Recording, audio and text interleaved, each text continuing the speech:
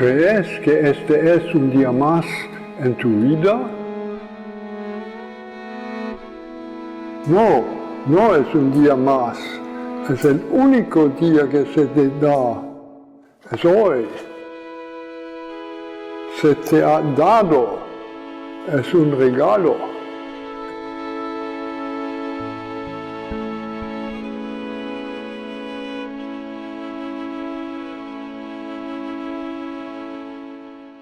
Si te parece, podemos empezar hablando un poco de qué es un duelo. ¿Te parece contar qué es un duelo? Perfecto. Al menos según mi mirada, para mí un duelo es el proceso que se inicia frente a una pérdida.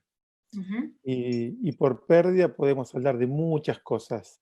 No solamente hablamos de una pérdida en el sentido de una muerte. Hay muchos tipos de pérdidas. Pérdidas del mundo interno, pérdida del mundo externo, pérdidas simbólicas, pérdidas abstractas, pérdidas concretas.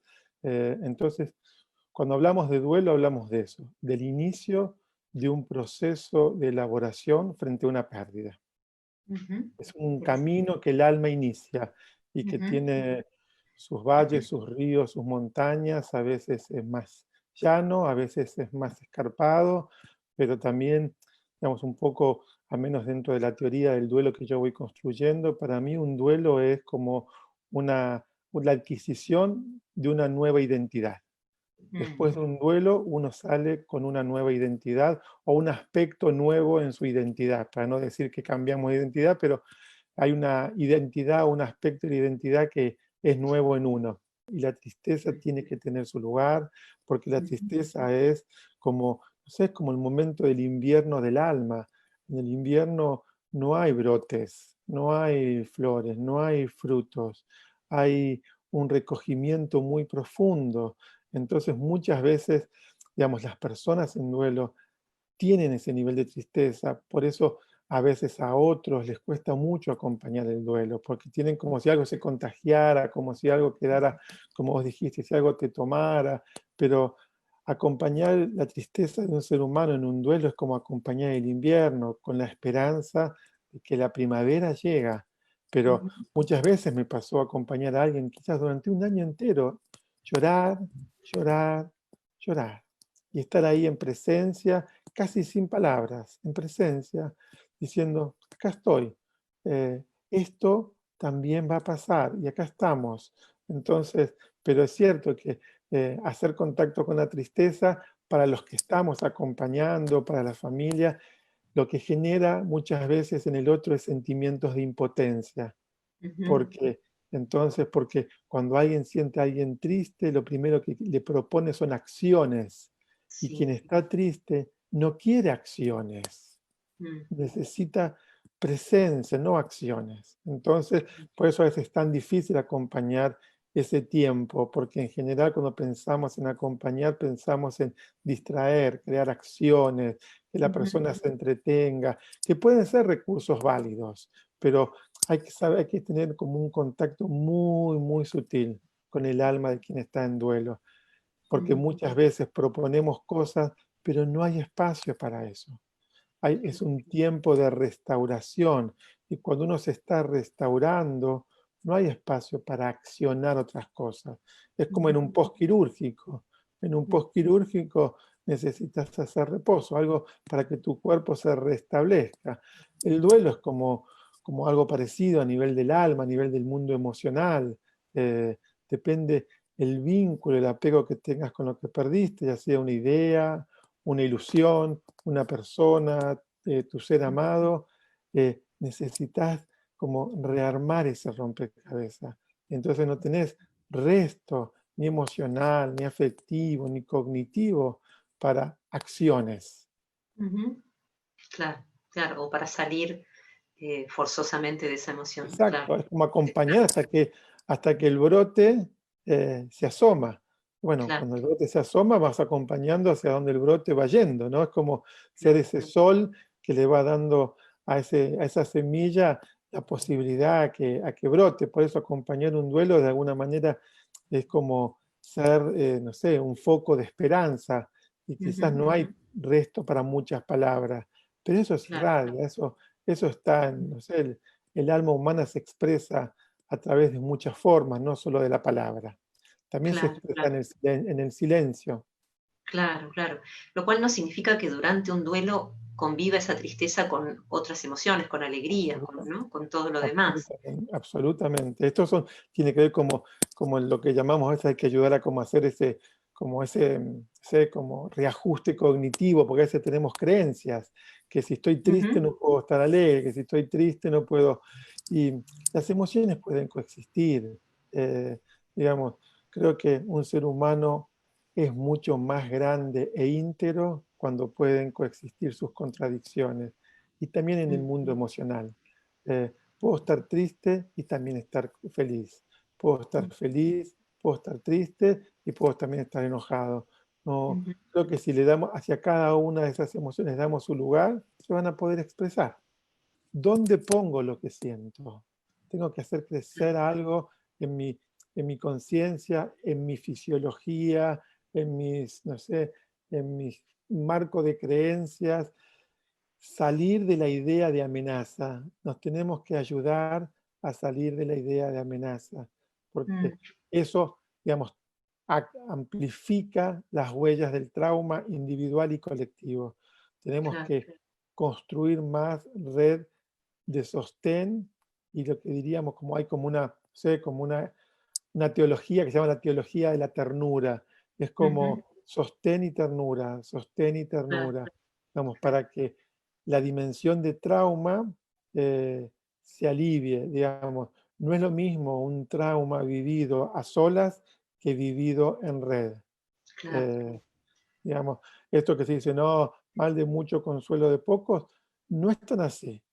Ujú, Digamos, si hay un mal de muchos, pero hay red de muchos más, eso ujú, se procesa de una manera distinta. Y un rito de despedida, en este caso en relación a una muerte, para mí tiene que tener como hacer tres cosas básicas. Lo primero es el reconocimiento de todo lo que uno recibió de ese ser humano. Es como ujú, si donde sea que estés, le decís a ese ser humano, papá, mamá, hermano, no sé quién fuera, Juan, María, gracias por todo lo que recibí, y lo enumerás. No ujú, sé, lo segundo es alentar a esa persona en su camino hacia donde sigue, donde ujú, sea que vaya su espíritu, alentarlo, que si le tocó partir en estas condiciones, que no se retenga, que siga, que su espíritu sabe más por qué es en este momento y de esta forma. Y, ujú, y para mí, por tercero, es que de todo eso va a ser abono para mi propia vida, para que mi vida sea cada vez más fértil. Entonces, estos son como ritos que, donde sea que esté, si tengo que despedir a alguien, después poder hacer algo así. Después cada uno le sumará lo que esté dentro de sus creencias, sus cosmovisiones, sus religiones, sus propios rituales, ya será o leer un texto sagrado, o encender sus velas, o ofrendar flores, pero ujú, estos son parte de las situaciones. Después, ¿qué pasa con los niños ujú, en la distancia, ¿no? Entonces, para mí, en lo que yo, en la formación, a todas las personas que formo en duelo, los niños tienen que formar parte de esos rituales. A los claro. niños hay que decirles que alguien se murió. Hay que usar la palabra muerte como primera instancia. Después puedo cambiar la palabra. Después le puedo Ujú, agregar otras cosas. Puedo decir lo que esté en mi cosmovisión, pero la palabra muerte es importante, porque para ujú, nosotros humanos, muerte significa que nuestra dimensión humana terminó, y que ujú, ninguna de las necesidades básicas humanas las tenemos más. Eh, ujú, porque si a los niños no les decimos esto, después muchos niños, me pasó muchas veces, dicen, bueno, pero ahora va a tener hambre, ¿quién le va a dar de comer? ¿Dónde está? ¿Dónde lo dejan? Y cuando llueve, ¿qué va a pasar? ¿Se va a mojar? Entonces, digamos, también ayudar a los niños en esto. Hay muchas cosas para hacer en relación a los niños y los duelos. La aceptación es como, es un gran umbral. Y en ese umbral pueden atravesarlo, pueden, no sé, habitar muchas emociones. También la tristeza.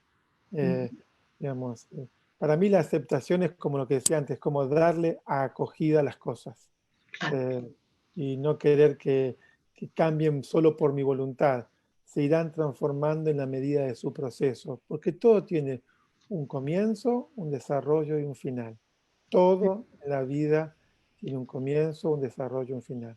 Hasta mi propia vida tiene eso. Claro. Entonces también una emoción va a tener un inicio, un desarrollo y un final, excepto que yo me obstine en quedarme fijado en un punto. Y aunque Mm, me obstine, igual también lo va a tener. mm, claro, claro. No va a haber forma de que no lo tenga. Acá te están haciendo unos comentarios hermosos, me gustaría leerte. Acá dice, soy Diego Subiate, clarísimo lo que planteas, es de mucha iluminación, tiene la fuerza de Diego, los... amigo, querido, compañero de la facultad, que estudiamos Mira, juntos de la tantos años, fuerza gracias. de lo simple y lo profundo.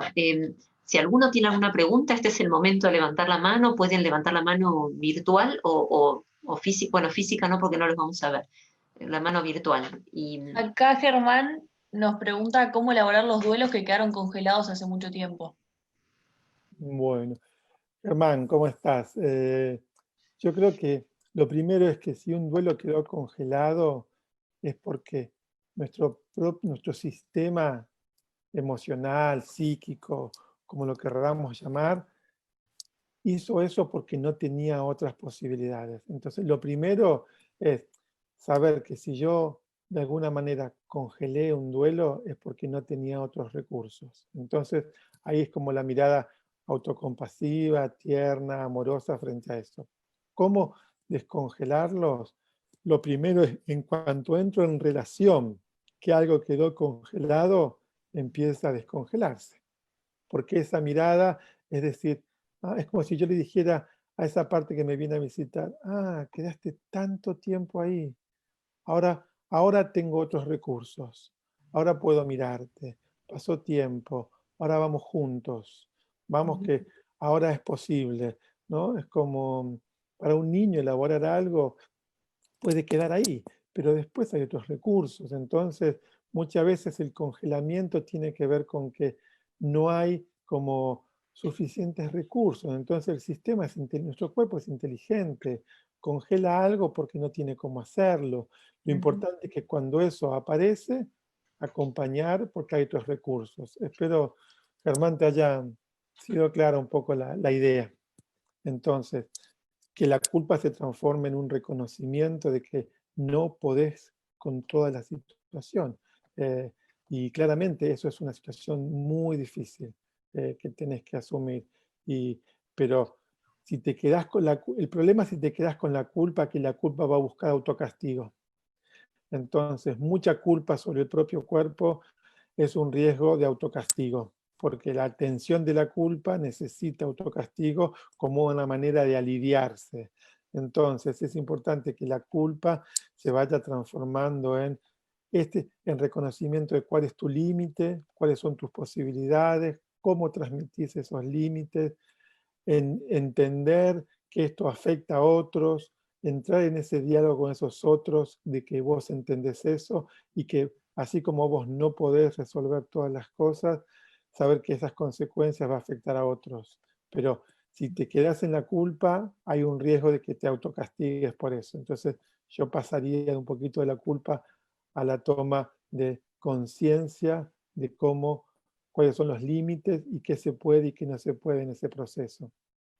Si yo empiezo a tener una dimensión de que no me tengo que defender de la muerte, porque la muerte es algo que me va a llegar, posiblemente frente a una posibilidad de muerte, tengo una primera reacción de congelamiento, como una cuestión de supervivencia que está en mí, pero después voy a tener recursos que van a estar en mi conciencia de que, bueno, si es mi hora está bien, entonces me voy a congelar menos. Entonces, para no congelarse hay que crecer interiormente. Cuanto más grande estás en tu conciencia, en tu alma, en tu dimensión, posiblemente tengas menos congelamientos. Muchas veces hubieron cosas que no pasaron y quizás pasaron el último minuto antes de dejar esta vida. Entonces, uno nunca sabe. Quizás lo que hoy no es, quizás es mañana. Lo importante es estar ahí presentes, abiertos, con el corazón disponible y quizás lo que hoy no se acepta, mañana se acepta, y quizás lo que parece que no se acepta, se está aceptando de una manera que es invisible. O sea, la dimensión humana, el alma humana es insondable. Solo Mm, podemos ver una partecita. mm.